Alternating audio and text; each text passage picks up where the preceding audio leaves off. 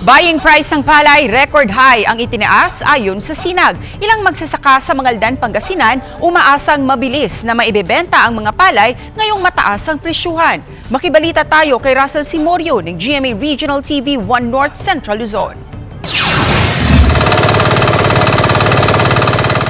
Gumamit ng water pump ang magsasakang si Mang Marlon upang maalis ang tubig sa kanyang sakahan sa Barangay Alitaya, Mangaldan, Pangasinan. Nais pa niyang maisalba ang mga pananim na nalubog sa baha. Naisalba sa amin. Kumuha ka namin ng yung makina. Binawasan namin yung tubig. Nilagay namin doon sa may mataas para mabawasan yung tubig. Sa Oktubre, inaasahang aanihin ni Mang Marlon ang kanyang tanim na palay. Tiwala siyang maabutan pa niya ang mataas na presyuhan ng palay ng mga private trader. Ayon sa Samahang Industriya ng Agrikultura, nasa mahigit 28 pesos na ang buying price ng palay ng mga private trader ngayong lean months.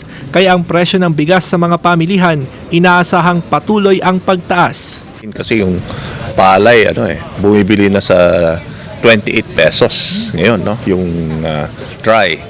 So, ibig sabihin nun, tataas ulit yung presyo ng bigas. Sa pagbisita sa Pangasinan ni Senator Amy Marcos na tumatayong Vice Chairperson ng Senate Committee on Agriculture, tahasan niyang sinabi na posibleng magkaroon ng rice shortage sa bansa.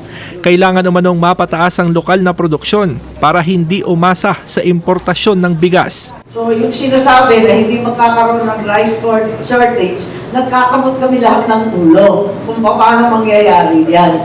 Talagang magkakaroon ng shortage. Mula sa GMA Regional TV 1 North Central Luzon, Russell Simorio nagbabalita para sa GMA Integrated News.